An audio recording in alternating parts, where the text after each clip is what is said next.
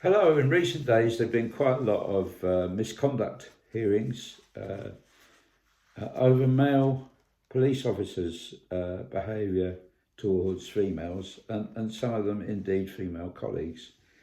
Most serious of these was recently DC Patrick Banks of the West Yorkshire Police behaved inappropriately towards two female victims of offences, and he called round inappropriately during work hours when he didn't have any reason to, and he abused these victims' trust, and indeed he sexually assaulted one of these victims, and he was sentenced to 3 years imprisonment for this.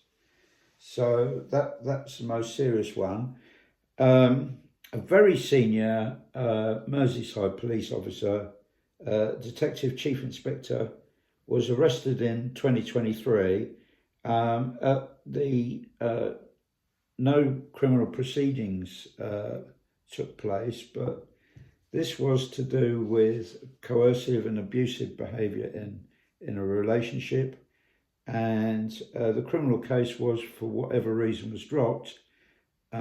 But it was decided to proceed with police misconduct hearings, and initially the police kept his name out of the misconduct hearings, but it's recently come to light who indeed it was, and many of my viewers are concerned about this sort of behaviour, and they're concerned that officers don't appear to be prosecuted for this, but are dismissed or resign. And a number of people expressing concern that they still seem able to get their pensions after being released by the police. So it's concerning, isn't it? And I've been looking through the Metropolitan Police misconduct outcomes, and there've been another again over personal relationships within the police, and one almost wonders whether male or whether officers need training on appropriate behaviours for relationships, and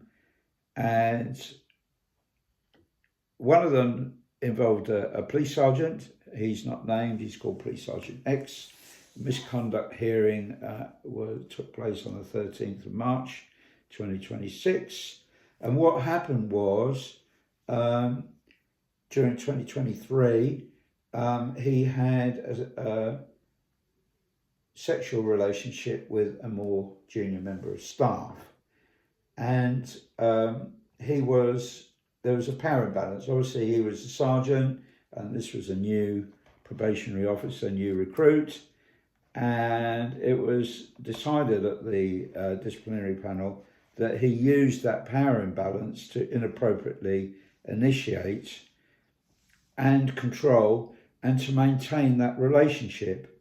And indeed, what was concerning was Police Constable A asked that this relationship stop, and but he continued to use that power imbalance for the relationship to continue, even though the relationship was over.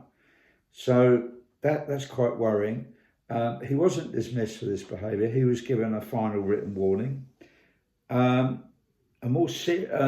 quite serious case involved Metropolitan Police officer called Ian Williams, and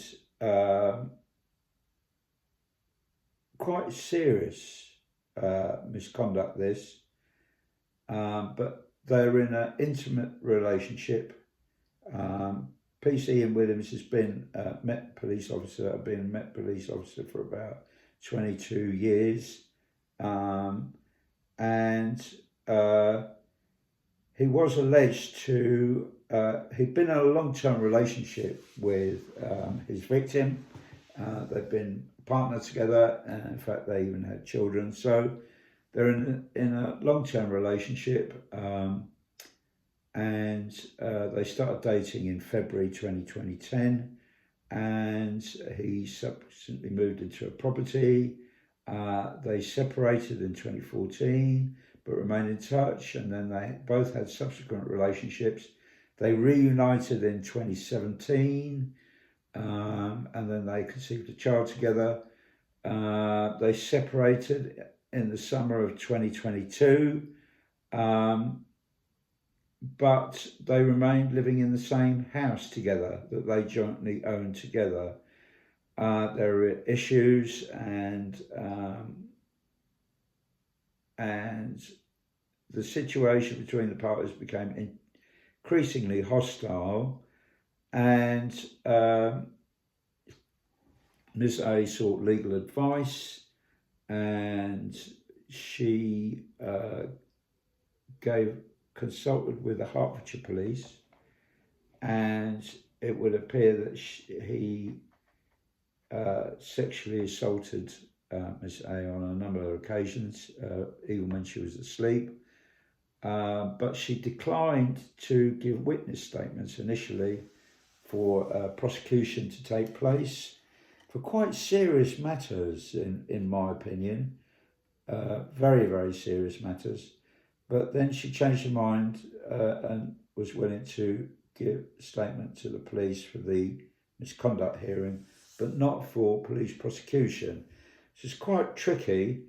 But again, another concerning thing that he did was he accessed her iPhone to locate her whereabouts, which is incredibly controlling behaviour, isn't it? Very worrying. And I kind of wonder whether there's been quite a high incidence of inappropriate behaviour in the police involving relationships, and you kind of wonder whether there should be some sort of standard training for all officers on joining the force, on expectations, on behaviour in their private lives also.